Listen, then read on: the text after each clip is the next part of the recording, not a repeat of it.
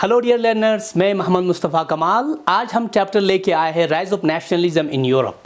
आपने ये नेशनलिज्म का वर्ड कहीं ना कहीं तो सुना होगा, थोड़ा रिमाइंड कीजिए। पहले वाला क्लास में नेशनलिज्म कहीं तो सुना होगा। चलिए याद कराते हैं आपको। तो नेशनलिज्म आपने क्लास 8th में पढ़ा होगा, इंडियन ये 18th सेंचुरी फॉर्मेशन में। तो उस वक्त आपने नेशनलिज्म सुना होगा। तो उससे पहले वाली प्रीवियस क्लास में भी आपने सुना होगा। तो नेशनलिज्म आपको थोड़ा दोबारा से याद दिलाते हैं। नेशनलिज्म होता क्या है? नेशनलिज्म जो है एक एब्स्ट्रैक्ट आइडिया है। समझने की थोड़ा कोशिश कीजिए। हम समझ सकते हैं कि ये जो चैप्टर है थोड़ा कॉम्प्लिकेटेड लगता है, क्योंकि बहुत सारे एब्स्ट्रैक्ट आइडियाज़ की बात करते हैं यहाँ पे। तो थोड़ा आसान, रिलैक्स रहिए। इसको थोड़ा नरेटिव फॉर्म में हम आप तक पहुँचाने की बिल्कुल कोशिश करेंगे। तो नेशनलिज्म जो है एक फीलिंग्स है, एक जज्बा है आपके अंदर। एक किसी ख़ासकर यहाँ पे जब नेशनलिज्म की बात करते हैं, अपने कौम के प्रति आपके अंदर जो इमोशन है, जो जज्बा है, जो प्यार है, उसको हम नेशनलिज्म कहते हैं। तो love for one's nation, shared identity and culture, desire for self rule. ये एक छोटा सा डेफिनेशन है। ख़ासकर अपने कौम के प्रति आपका प्यार, जिसमें कुछ शेयर्ड कल्चर हो। शेयर्ड कल्चर मतलब जिसमें मुश्तरका कल्चर हो, मुश्तरका ज़बान हो, सकाफ़त हो, वो आपकी जो कल्चर है एक दूसरे का मिलता जुलता हो। देन अगेन क्वेश्चन है व्हाई इन यूरोप ओनली? क्योंकि नेशनलिज्म तो पूरे दुनिया में अलग अलग कॉन्टिनेंट्स है, कंट्रीज़ है, तो यूरोप ही क्यों? तो इसमें थोड़ा इस तरह समझने की कोशिश करेंगे कि बहुत सारी चीज़ें यूरोप में ही आइडियाज़ ओरिजिनेट हुए। तो ख़ासकर नेशनलिज्म की जो पहले जो बीज बोए गए वो भी यूरोप से ही हुए। तो इसीलिए हम यूरोप को समझने की कोशिश करेंगे। इसके बाद ये भी इस चैप्टर में देखेंगे कि किस तरह ये आइडियाज़ पूरी दुनिया में पर्कुलेट होके अलग पूरी दुनिया में एक इनकलाब, एक रिवोल्यूशन, एक डायनेमिक पॉलिटिकल सेटअप में चेंज कैसे आता है। आइए देखते हैं। उससे पहले आपको दिखाते हैं ये वाला जो विजुअल है AI जनरेटेड है। इसमें आप अपने आप में आपको ये बहुत सारी चीज़ें कॉन्सेप्ट क्लियर होगा। ये जो पिक्चर है ये यूरोप का एक मैप दिखाया गया है। इसमें आपको दिखाया जाएगा ये ब्रोकन चेन है। ब्रोकन चेन से मतलब है ये जो आज तक हम ग़ुलामी के अंदर रहते थे उसको हमने तोड़ दिया है, यानी कि आज़ाद हो गए हैं। और अलग अलग लोग अपने हाथों में एक अपने कौम की जो आइडेंटिटी, पहचान लिए हुए, झंडे लिए हुए बैठे हैं। ये दिखाता है कि हर एक लोग, हर एक अलग अलग कौम अपना एक नेशन बनाना चाहता है। वो अपने नेशन के अंदर आज़ाद रहना चाहते हैं और खुश रहना चाहते हैं और भाईचारा के साथ रहना चाहते हैं। और यहाँ पे जो सन का जो रेस है, सूरज की जो किरण आपको दिखता है, ये एक रे ऑफ होप है लोगों को। आज तक ग़ुलामी के अंदर रहा, बहुत जुल्म हुए हमारे ऊपर, हमने बहुत भुगते। आज के बाद एक नया दौर होगा, नया सुबह होगा। तो इसी उम्मीद के साथ इन्होंने एक्साइटमेंट शो किया है। चलिए अब 19th सेंचुरी, ऐसा क्या था इस 19th सेंचुरी में कि एक पूरे दुनिया के निज़ाम में, पॉलिटिकल निज़ाम में, सियासी निज़ाम में एक बहुत बड़ा बदलाव हमें देखने को मिलता है। 19th सेंचुरी जो इसकी जो आइडिया, जब भी थोड़ा समझने की कोशिश कीजिए, जब भी कोई एक पॉलिटिकल सेटअप में एक बहुत बड़ा चेंज आता है तो वो चेंज ऐसे ही रातों रात नहीं आता है। एक आइडिया होता है उसके पीछे, एक छोटा सा आइडिया, एक ख्याल, एक तसव्वुर, एक सोच होता है।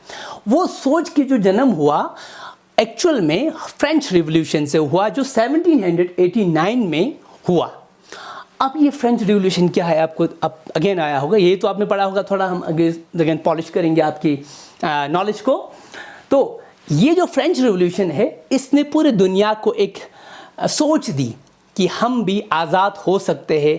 हम भी जो बादशाहियत यानी कि मोनार्कियल जो सेटअप है उससे हम छुटकारा हासिल कर सकते हैं। देखिए, फाइटिंग फॉर फ्रीडम, ये फ्रेंच रिवॉल्यूशन सिर्फ एक फ्रांस का इनकलाब नहीं था।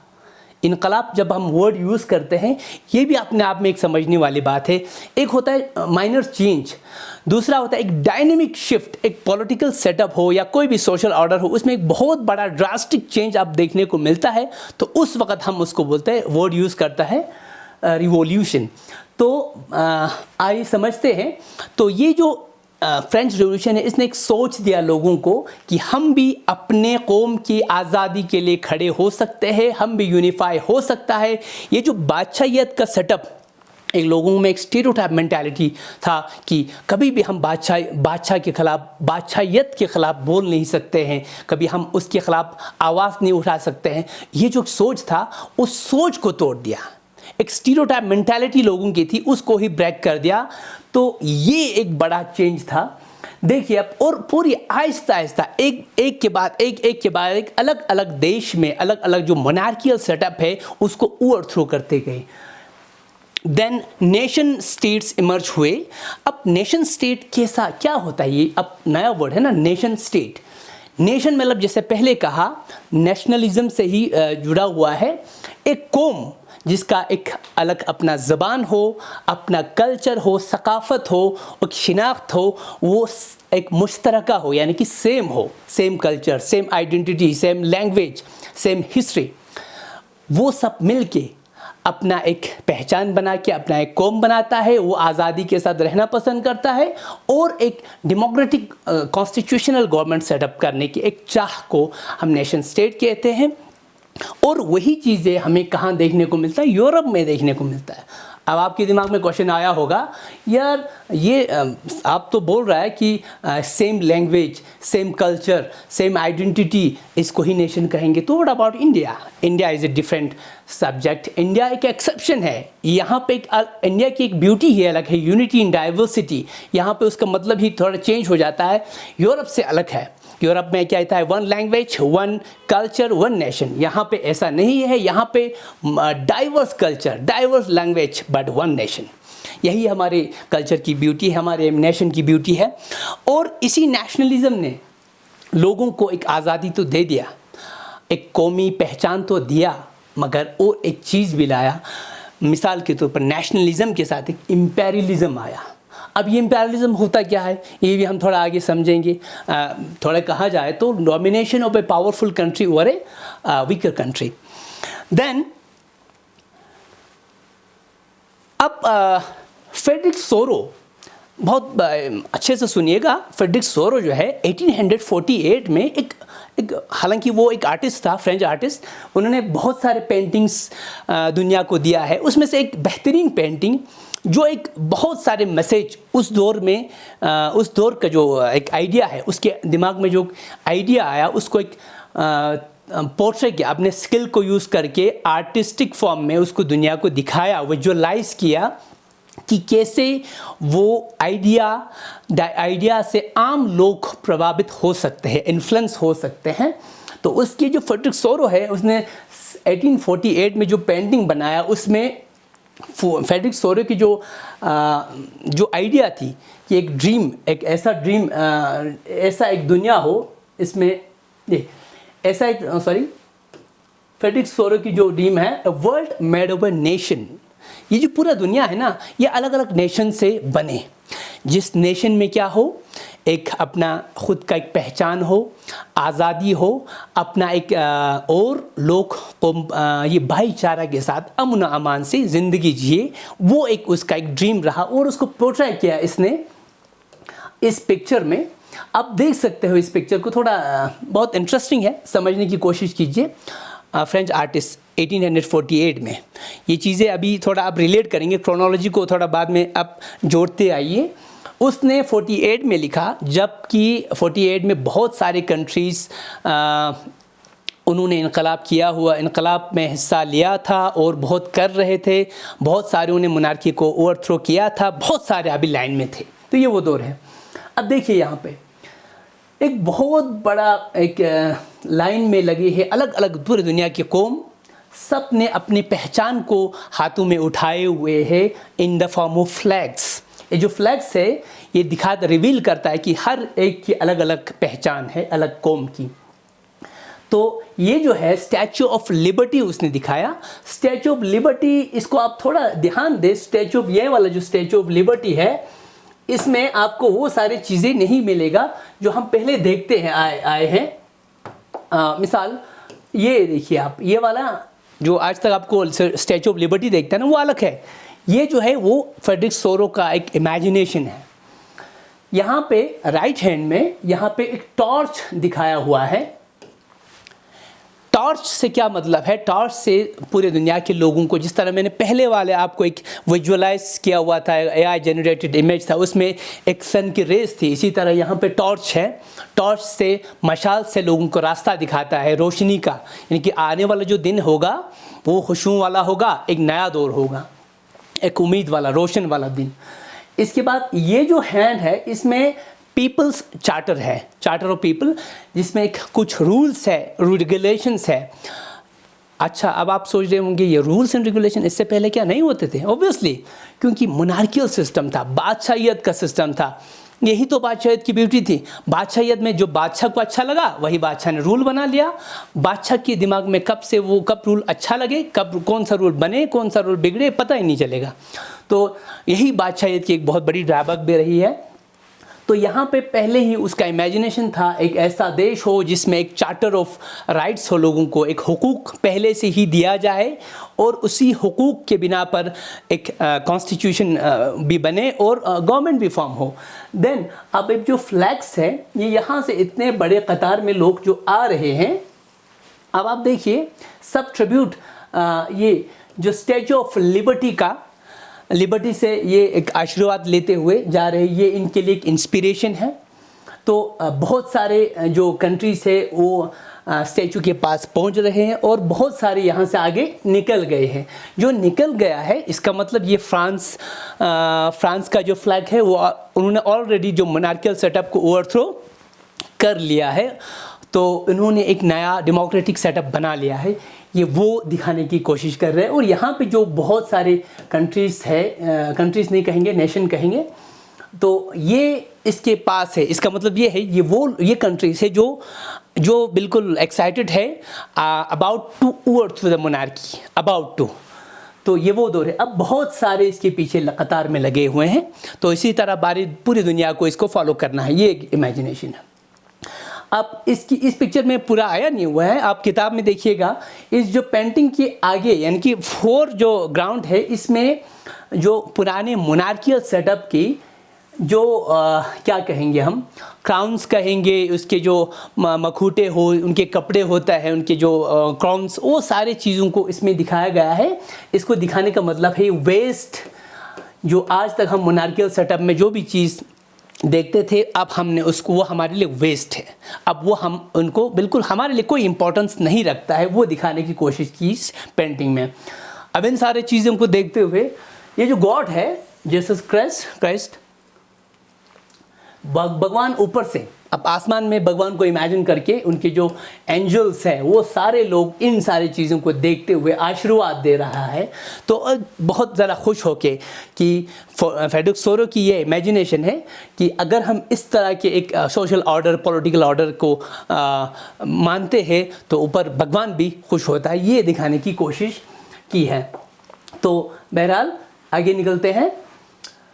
अब पहले जो आपके दिमाग में आया था फ्रेंच रिवॉल्यूशन, वो आइडिया लोगों को, मैंने कहा आइडिया जो है, बेसिक आइडिया वहाँ से जनरेट हुआ।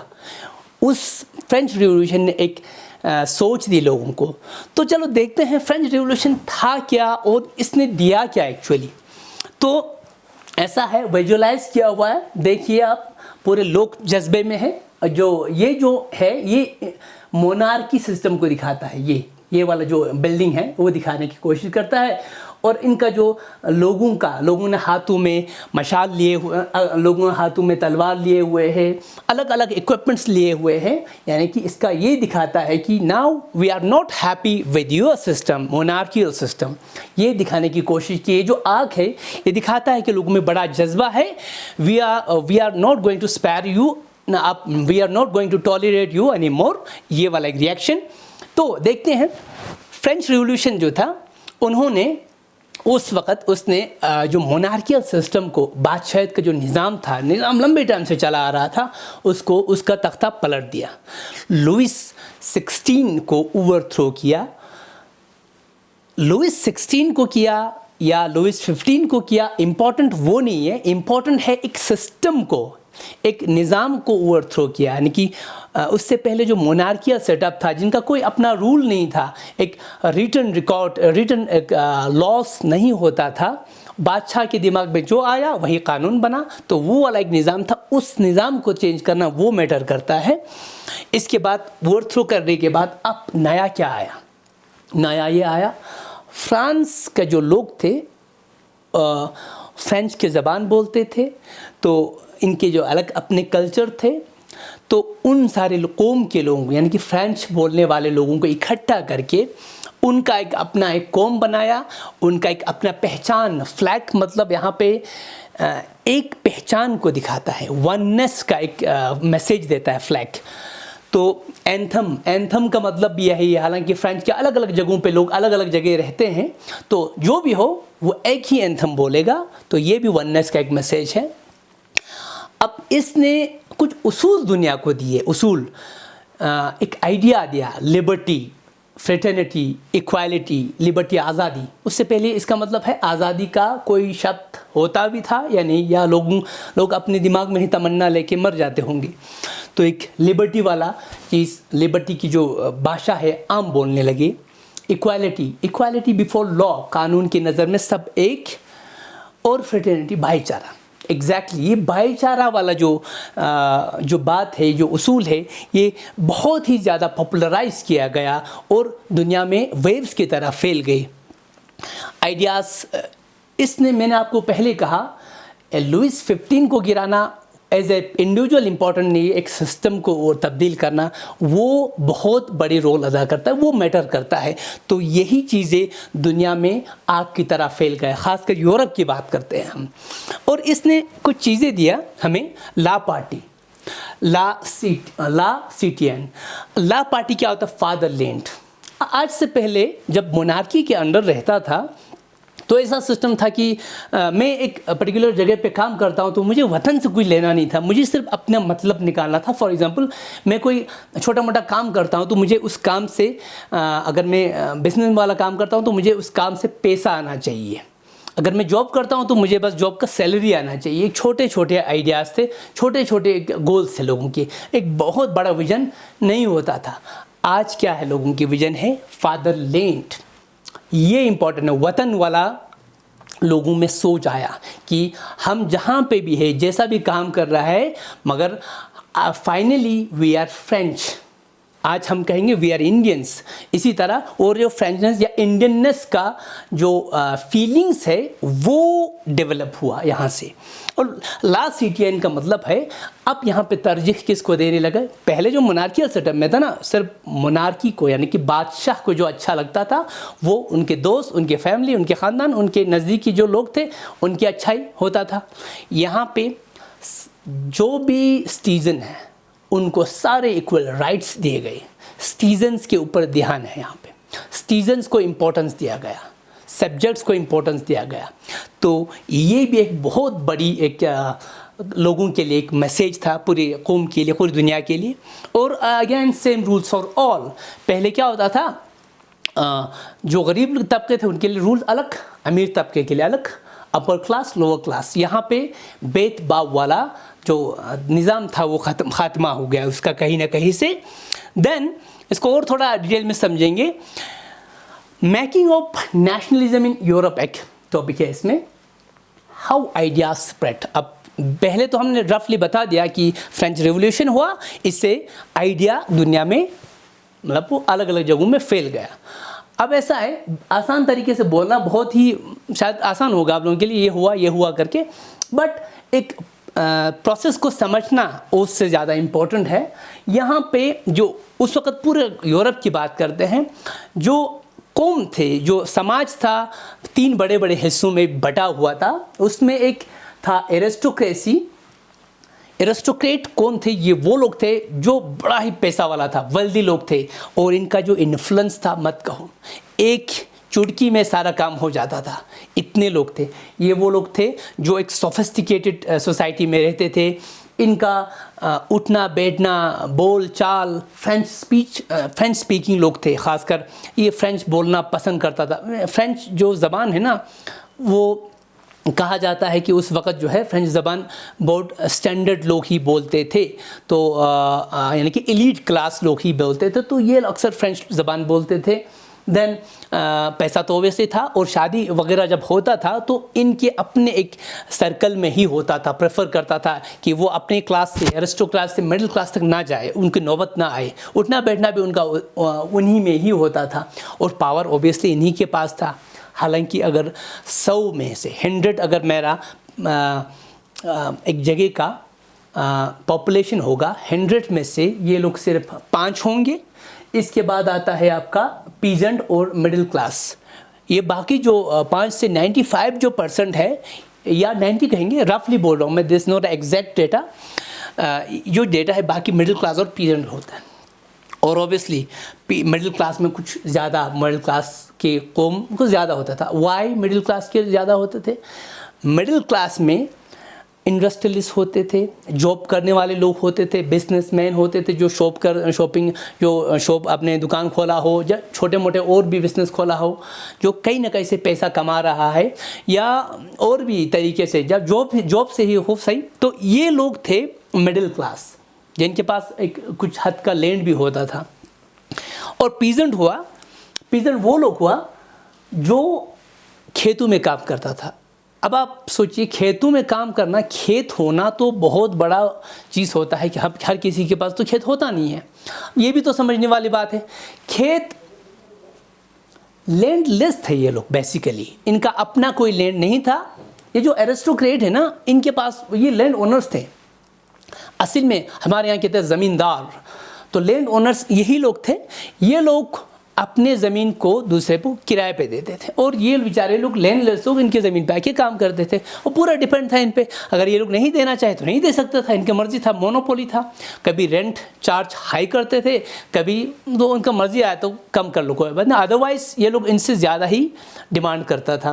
तो ये तो पूरा डिपेंड था इनके पास, इनके लिए ऊपर। और इन बेचारों का जो ना पीजेंट क्लास थे ना, पीजेंट क्लास इनका सोच बड़ा नहीं होता था, क्योंकि इनको अपना फैमिली को 2 वक्त का रोटी खिलाना है, बस यहाँ है, मुझे वो रोटी कहाँ से आए वो मैटर करता है इनके लिए कौम, मोनार्की, डेमोक्रेसी कुछ ज़्यादा महत्व नहीं रखता था उनके लिए, क्योंकि उनको उसका रियलाइजेशन ही नहीं था। उन्होंने उस लेवल का सोचा ही नहीं था, क्योंकि बस मुश्किल से उनको दिन रात करके काम करना होता था, और मुश्किल से 2 वक्त का रोटी मिलता था। एंड नाउ ये जो मिडिल क्लास था, ये थे एजुकेटेड, ये ना गरीब था ना अमीर था। ये जो हुआ आपका सेक्शन 1, अच्छा खासा पैसा कमाने वाला नहीं कहेंगे, वेल्दी कहेंगे, और सोसाइटी का सबसे गरीब तबका पीजेंट क्लास। और जो मिडिल क्लास, मिडिल टर्म ही हमें बताता है दरमियाना है, ना गरीब है ना अमीर है, मगर इनके पास पैसा भी था और एजुकेटेड थे ये लोग। इन्होंने अब दुनिया देखा था, उनको पता था कॉज एंड इफेक्ट रिलेशनशिप क्या होता है, कोई चीज़ जब होता है तो इसका इफेक्ट क्या होगा, लॉन्ग टर्म में क्या होगा, शॉर्ट में क्या होगा। तो ये चीज़ें इनको थोड़ा, ये लोग मिलने लगे, अलग अलग जगहों पे मिलने लगे। एजुकेटेड क्लास अलग अलग दुनिया के अलग अलग जगहों से पढ़ के आए हैं। अब जो निज़ाम में चेंज हो रहा था, इनको वो हमेशा ऑब्ज़र्व करते थे, यहाँ पे ये हुआ है, अगर ये चलता रहा तो फ्यूचर में हमारे साथ क्या होगा, हमारे बच्चों के साथ क्या होगा। ये सब बहुत अब मीटिंग्स होते थे लंबे टाइम। देन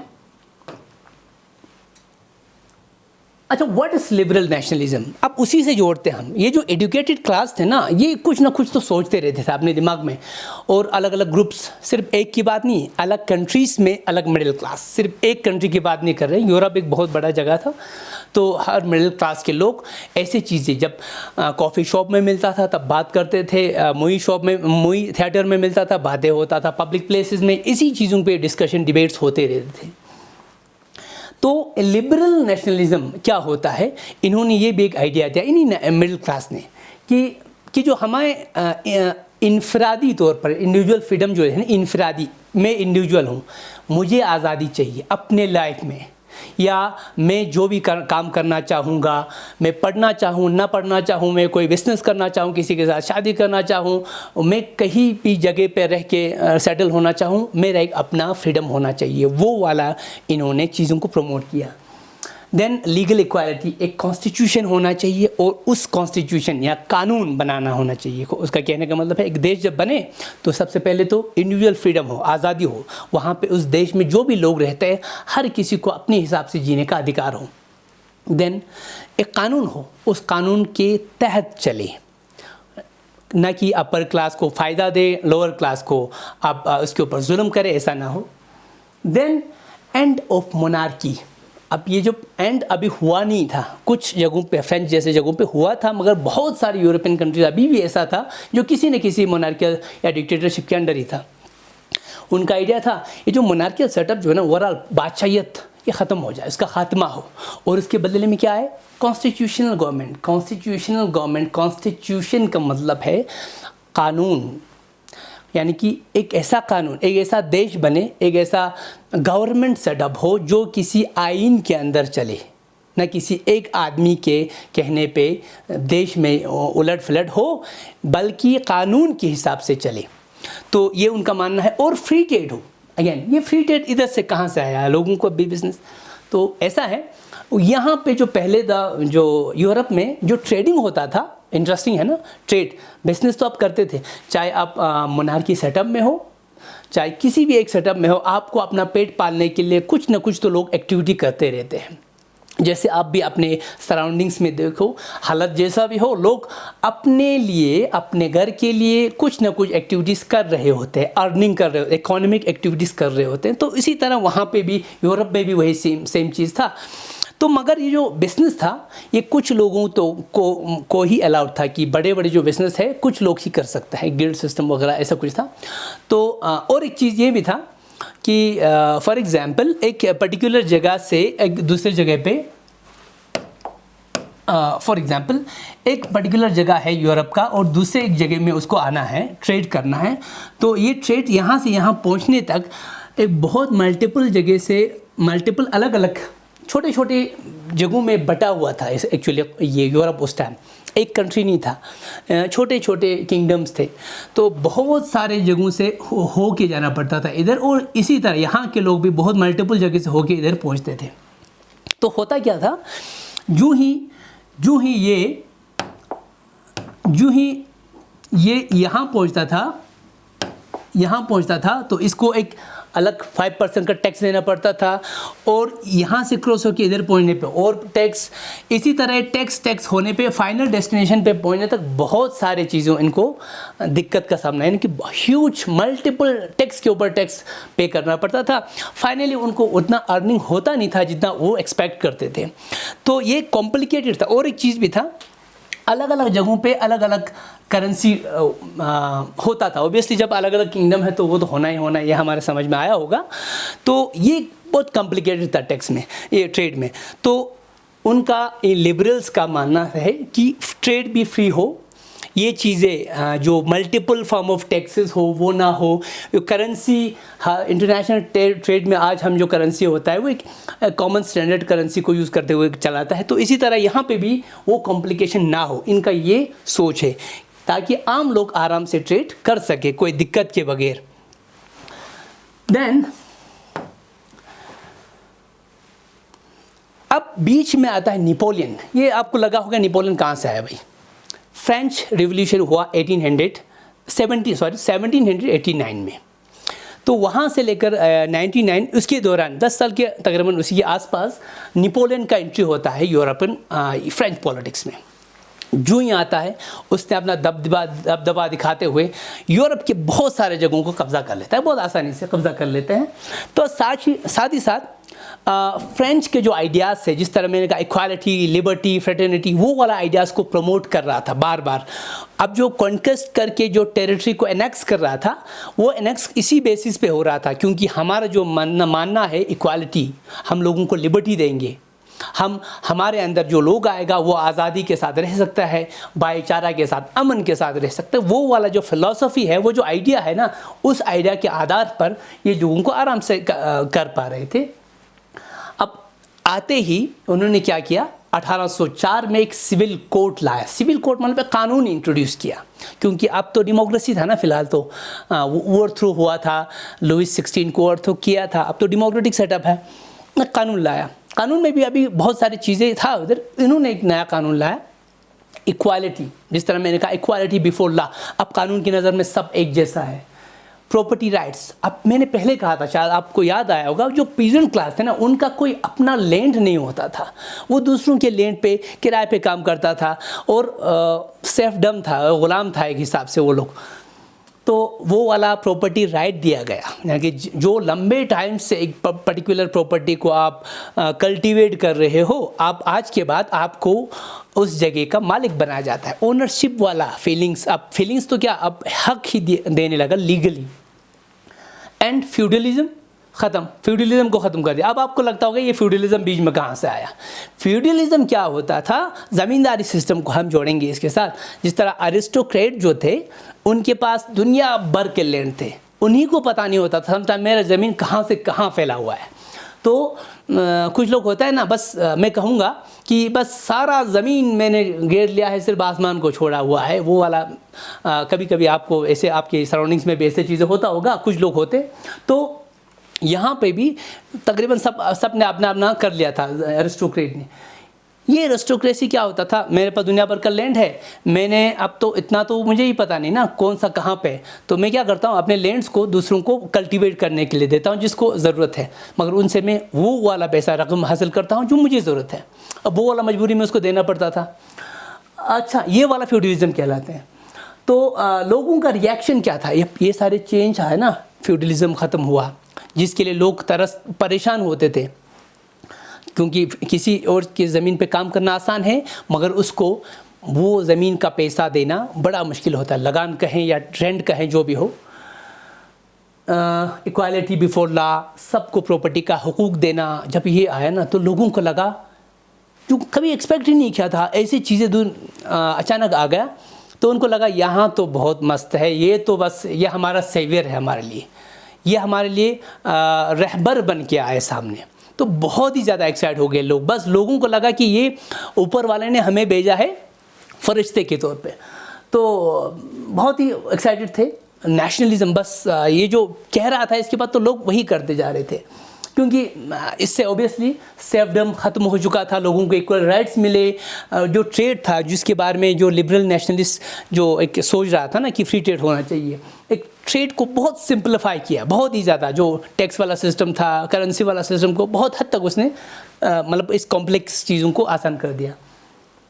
बेटर इंफ्रास्ट्रक्चर, जहाँ जहाँ जो भी चीज़ों की ज़रूरत था, रोड बनाना हो, आपको वाटर टैंक्स बनाना हो, इरिगेशन के कैनाल्स बनाने हो, ये सारे चीज़ों को अच्छा खासा डेवलप करते गए।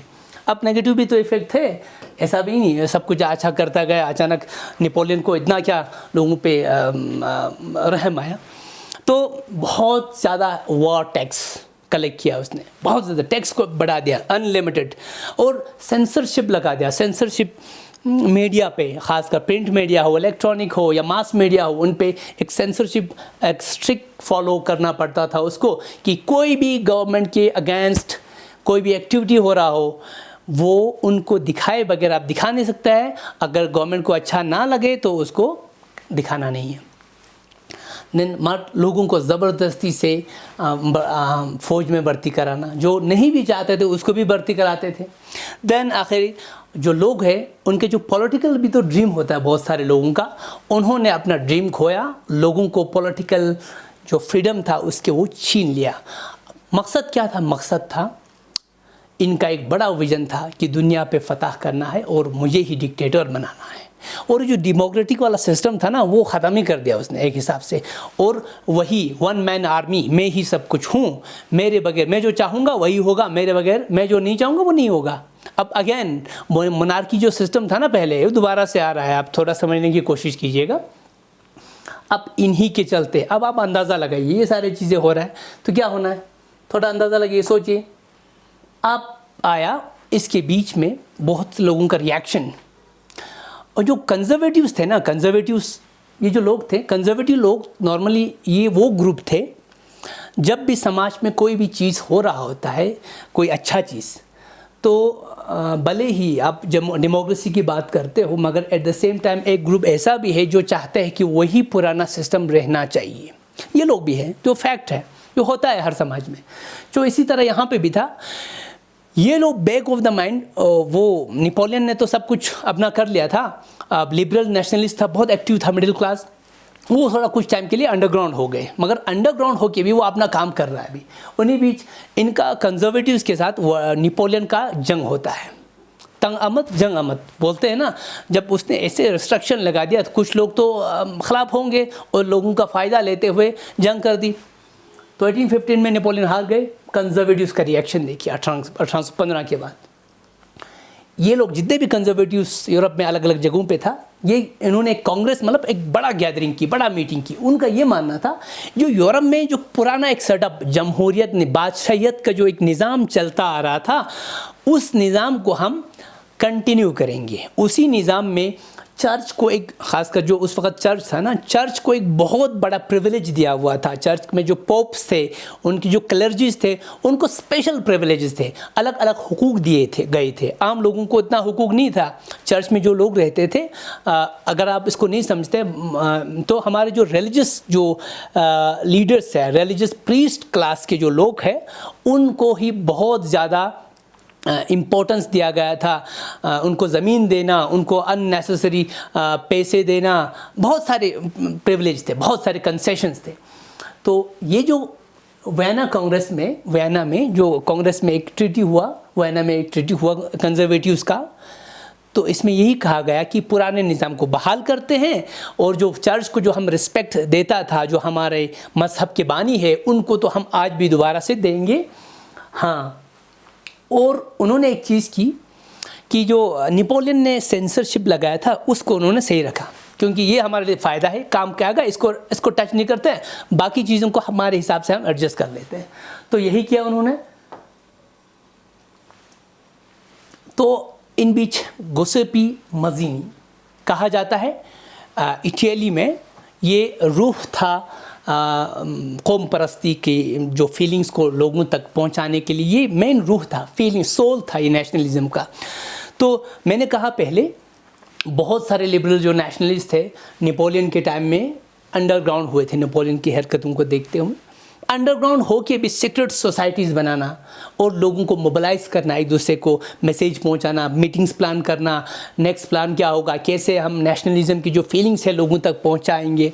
लाइक यंग इटली 1831 में बनाया गुसेपी मज़ीनी, उसके इसी के इन्फ्लुएंस था। यंग यूरोप, अच्छा किस तरह हमारे डेमोक्रेटिक नेशनलिस्ट आइडियाज़ को लोगों तक पहुंचाए। तो Giuseppe Mazzini the soul of nationalism कहा जाता है। उसने कैसे अपने आइडियाज़ को दुनिया तक पहुंचाने के लिए एक प्लान सेट किया। जैसे मैंने कहा आपको अभी, यंग इटली करके, यंग यूरोप और डेमोक्रेटिक आइडियाज़ को प्रमोट करने के लिए लोगों को बिलीव देना, ये यहाँ मज़ीनी का यहाँ तक कंट्रीब्यूशन था।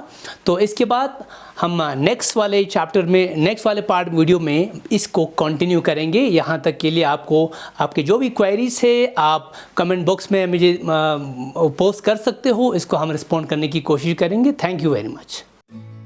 Thank you for watching. Don't forget to subscribe. Click the bell icon